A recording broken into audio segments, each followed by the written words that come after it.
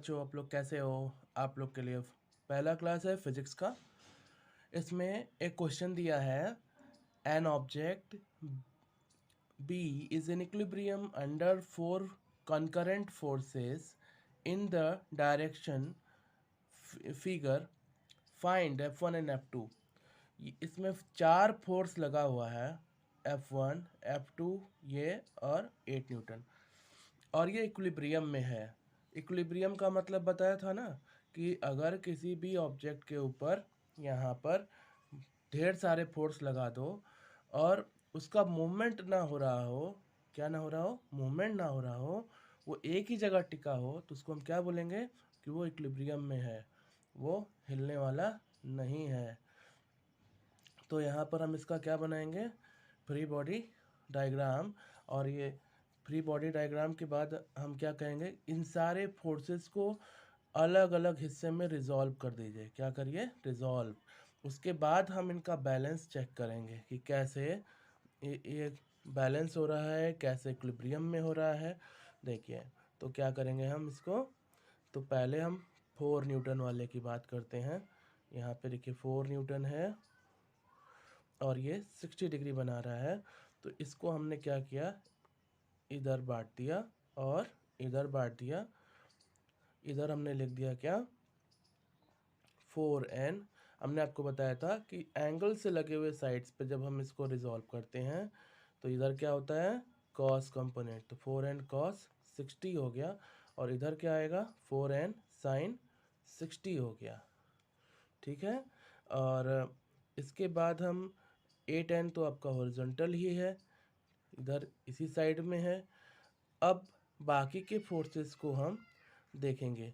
एक F1 आपका इसी तरफ लगा हुआ है, ऊपर की तरफ लगा हुआ है, F1 लगा हुआ है। एक चीज़ और दिया है बच्चों, ये 30 डिग्री दिया हुआ है। ठीक है, तो ये इसको भी हम रिजॉल्व करेंगे तो हमको आसानी होगी। तो हम यहाँ पे इन सारे चीज़ों को ध्यान में रखते हुए रिजॉल्व कर देते हैं। अब यहाँ देखिए, ये F2 है और F2 को भी हम यहाँ पे ब्रेक करते हैं। देखिए, ठीक उसी तरीके से हम करेंगे। ये F2 है, ये आपका 30 डिग्री है। अब इधर देखिए, यहाँ पे भी ऐसे ही परपेंडिकुलर, बस इसको समझिए कि उल्टा कर दीजिए। तो यहाँ पर हम इसको जब इधर लेकर आएंगे तो इधर क्या लिखेंगे, F2 cos 30, और इधर क्या आएगा, F2 sin 30। अब सारे एंगल्स की वैल्यू देख लीजिए। अब ये देखिए, इसकी वैल्यू क्या होगी, कैलकुलेट कर लेते हैं। 4n इंटू 1/2 कितना हो जाएगा, 2n। इधर क्या आएगा, 4n साइन 30 साइन 60, ये कितना आएगा, 4n रूट 3/2 कितना आएगा, 2n रूट 3 आ जाएगा। और इधर F2 को भी निकाल लेते हैं, इसके भी कंपोनेंट को निकाल लेते हैं। तो F2 cos 30 कितना हो जाएगा, cos 30 रूट 3/2 हो गया। और इधर F2 sin 30 है, तो F2 sin 30 कितना होगा, उसको हम यहाँ कैलकुलेट कर लेते हैं। कितना हो जाएगा, 1/2 F2/2 हो जाता है। तो अब हम सारे फोर्सेस को अंडर इक्विलिब्रियम क्या लिखते हैं कि एक्स एक्सिस के अलोंग जो फोर्सेस होंगे उनका टोटल 0 होगा, और वाई एक्सिस के अलोंग अगर फोर्सेस होंगे तो उनका भी सम 0 होगा। तो इसी कॉन्सेप्ट को लेकर के हम आगे बढ़ते हैं। अब आप ये देखिए, एक्स एक्सिस पे कौन कौन से फोर्स हैं। इस 4n का इधर का कंपोनेंट है, और इस F2 का कंपोनेंट इधर है, और ये 8n है। ठीक है, तो पहले हम क्या लिखेंगे, 8n लिखेंगे, पॉजिटिव एक्स एक्सिस पे है। और इसको हमने जो रिजॉल्व किया था 4n को, 4n का कंपोनेंट कितना आया, 4n cos 60 2n आया। और ये भी किधर आएगा, इधर आएगा प्लस की तरफ, तो ये 2n हो गया। और इसका F2 का इस तरफ कंपोनेंट कितना होगा, F2 cos 30 कितना आया था, F2 रूट 3/2। लेकिन ये किधर है, डायरेक्शन इसका अपोजिट, तो क्या लगाएंगे, माइनस F2 रूट 3/2। और मोशन हो रहा है, नहीं हो रहा है, इक्विलिब्रियम है, यस, तो इक्वल टू 0। तो ये कितना हो गया, 10 न्यूटन माइनस F2 रूट 3/2। तो क्या अब हम निकाल नहीं पाएंगे, ये 10n हो गया। तो F2 की वैल्यू कितनी आएगी, तो F2 आपको आ जाएगा tan 2/√3, इसको हम लिख सकते हैं 20/√3 न्यूटन। तो F2 आपका कैलकुलेट हो गया। अब आते हैं हम वर्टिकल फोर्सेस के लिए। तो इक्विलिब्रियम में क्या लिखते हैं कि Fy यानी forces on the y axis, इसका टोटल भी क्या होगा, 0 होगा। तो y एक्सिस पे कौन कौन सा है एक फोर्स, आपका F1 है, F1 ले लिया। और 4n का वर्टिकल कंपोनेंट है। 4n का वर्टिकल कंपोनेंट क्या था, 4n sin 60 था। ये कितना आया था, 2n√3 आया था। तो इसको हमने लिखा 2n√3, और ये न्यूटन में है। और F2 का नीचे का कंपोनेंट आया था वो डाउनवर्ड की तरफ, कितना आया था, F2 sin 30 आया था।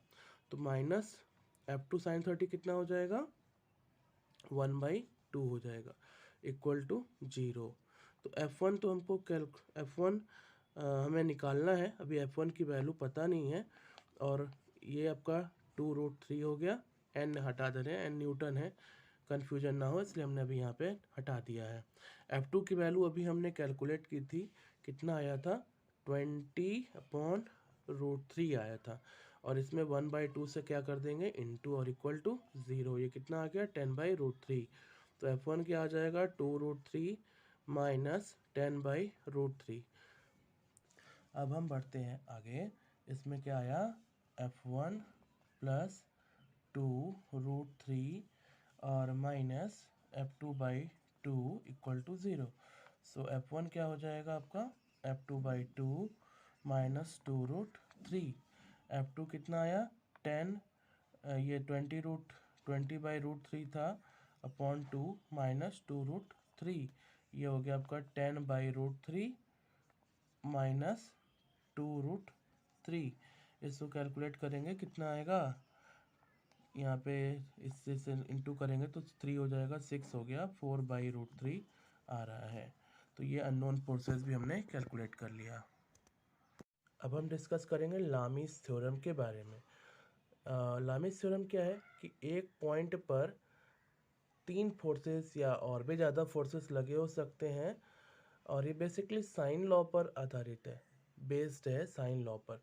तो हम क्या लिखते हैं, इसे आप लिख लीजिए F1, F2 और F3। अभी हमने फोर्सेस इक्वल नहीं लिखे हैं, इनके नीचे भी हमें कुछ लिखना है। क्या लिखेंगे, F1 अपॉन F2 और F3 के बीच का एंगल क्या है, अल्फ़ा। तो क्या लिखेंगे, साइन अल्फ़ा।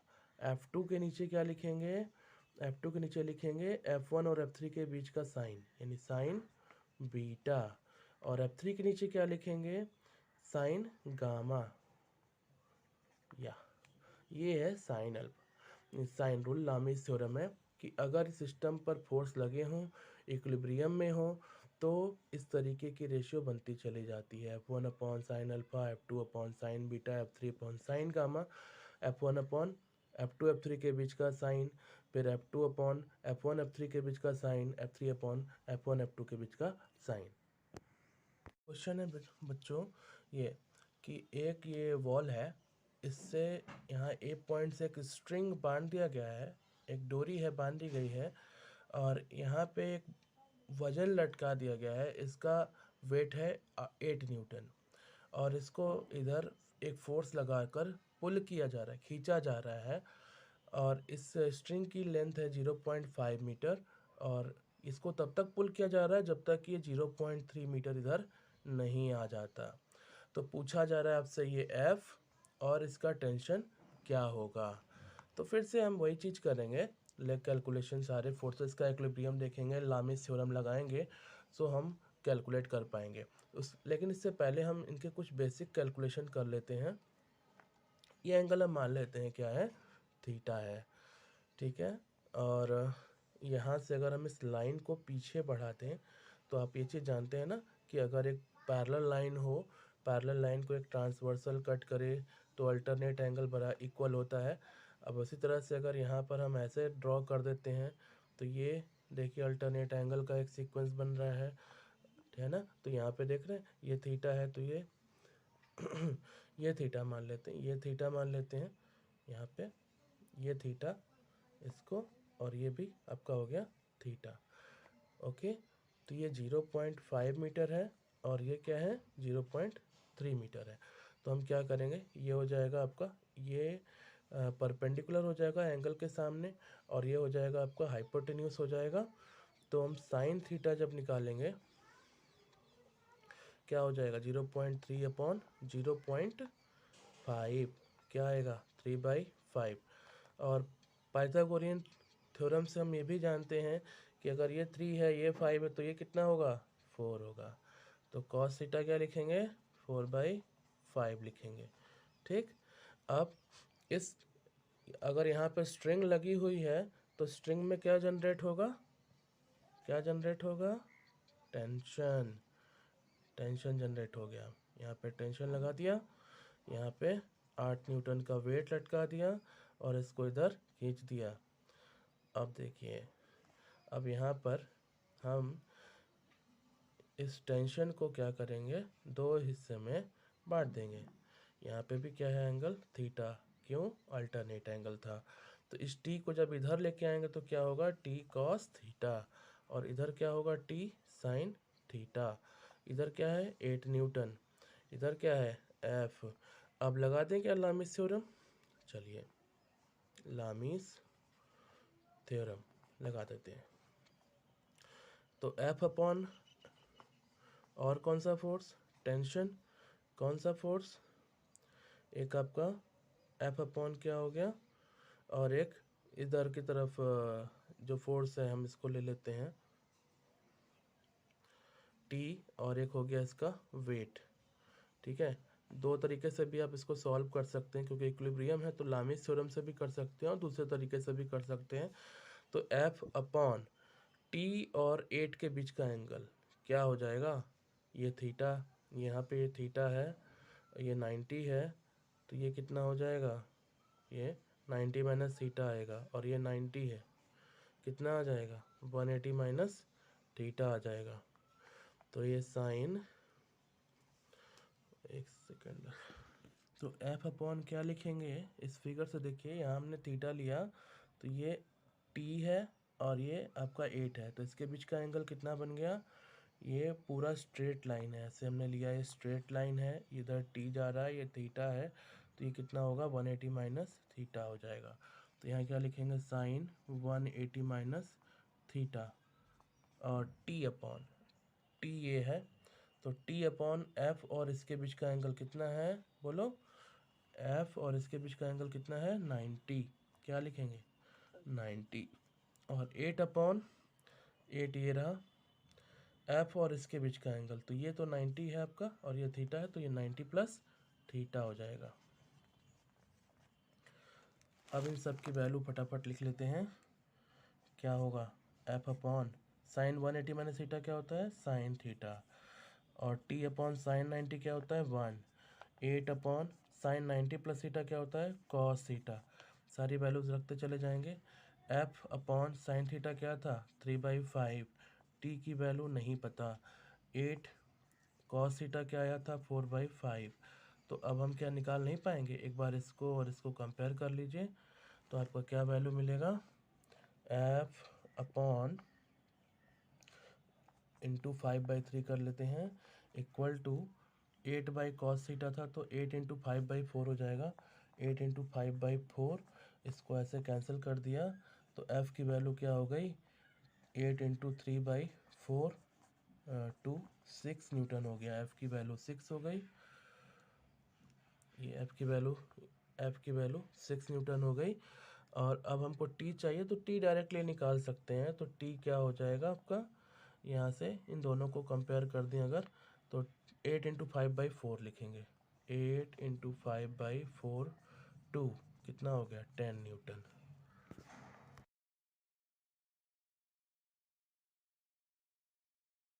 नेक्स्ट सेक्शन में लोग मैथ्स में आते हैं, मैथ्स में प्रोबेबिलिटी डिस्कस करते हैं, थोड़ा सा मुश्किल लगता है लोगों को, लेकिन है नहीं probability of A union B, A और बी दो इवेंट है, तो ए यूनियन बी क्या होता है probability of A plus probability of B minus probability of A intersection B. Probability of A intersect, इसमें हम ये कहना चाहते हैं एग्जैक्टली वन ऑफ ए और बी अकर, यानी ए हो या फिर बी हो, इनमें से कोई एक हो, तो इसको लिखते हैं probability of A intersection B dash. ये दिखाता है कि ए और बी साथ में हो रहे हैं, जिसमें से बी का कंडीशन हमने हटा दिया, यूनियन ए ना हो बी हो, तो ए का पोर्शन इसमें से हटा दिया। अब probability of A dash intersection B dash, A dash क्या है, जो ए ना हो, और ये क्या है, बी ना हो, तो ये इसको हम लिखते हैं 1 minus probability of A union B. Probability of A union B union C, यानी ए और बी और सी तीन चीज़ें एक साथ हो रही हो, तो probability of A plus B plus probability of C, probability of A B C तीनों का common portion minus probability of intersection B, probability of B intersection C, probability of C intersection A. ये subtract कर देना है। ये क्या है, ए का इंडिविजुअल प्रॉपर्टी, बी का, सी का और ए बी सी तीनों का कॉमन पोर्शन प्लस करना है प्रोबेबिलिटी, और ए का बी का common portion, A B C का और सी ए का, ये अलग दो दो का जहाँ पे आएगा वो सब्ट्रैक्शन होगा। अब कंडीशनल प्रोबेबिलिटी की बात करते हैं। कंडीशनल प्रोबेबिलिटी क्या होता है कि जैसे बी ऑलरेडी हो चुका है और उस पर बेस्ड है ए, यानी कि ए की होने के चांसेस क्या होंगे जब बी ऑलरेडी हो चुका हो, तो हम कहते हैं probability of A intersection B upon probability of B. तो probability of A intersection B on the basis of this definition क्या लिख सकते हैं, इसको इसमें इंटू कर देंगे, probability of B into probability of A given B, साथ में कंडीशन जोड़ दीजिए कि ये जीरो नहीं होगा क्योंकि ये डेफिनेशन फेल कर जाएगा। या फिर यहाँ पे अगर आप बी गिवन ए लिखना चाहते हैं तो फिर ये भी डेफिनेशन लिख सकते हैं, probability of A into probability of B given A for probability A not equal to 0। Next total probability law है। ये पूरा सैम्पल स्पेस है, इसको हमने 5 पार्टीशन में बांट दिया, और ये एक ऐसा इवेंट है जो इन पांचों पर डिपेंड करता है।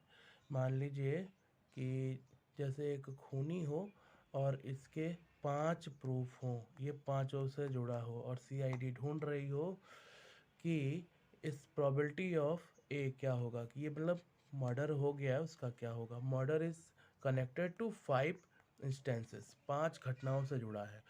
तो प्रोबेबिलिटी ऑफ ई आई, यानी कि हर एक का चांस, यानी हर एक सबूत का चांस इनटू ए का इनसे कनेक्शन का चांस, ए गिवन ई आई, मतलब ये इवेंट हो चुका तब इसके होने का चांस, ये इवेंट हो चुका तब इसके होने का चांस, प्लस ये हो चुका फिर इसके होने का चांस, ऐसे ही करते हुए हम इसको जोड़ देंगे।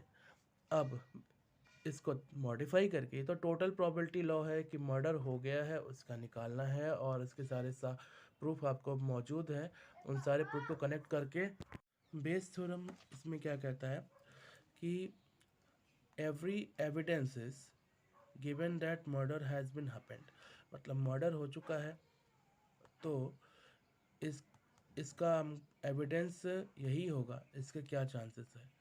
तो हम क्या करेंगे, मर्डर इस सबूत का प्रूफ मल्टीप्लाइड बाय जब ये इंस्टेंस हुआ था उस समय उसका मर्डर से क्या कनेक्शन है, ए गिवन ई आई ऐसे जोड़ दिया, प्लस ऐसे ही हमने जैसे टोटल प्रोबेबिलिटी निकाला है, ये सारे कंडीशन को नीचे जोड़ देंगे।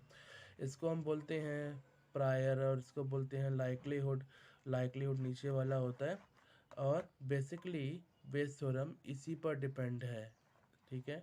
बेस थ्योरम से सारे आउटपुट बहुत एक्यूरेट आते हैं, तो कंडीशनल प्रोबेबिलिटी में थोड़ा सा इन्हांसमेंट लाने वाला काम बेस थ्योरम ने किया है।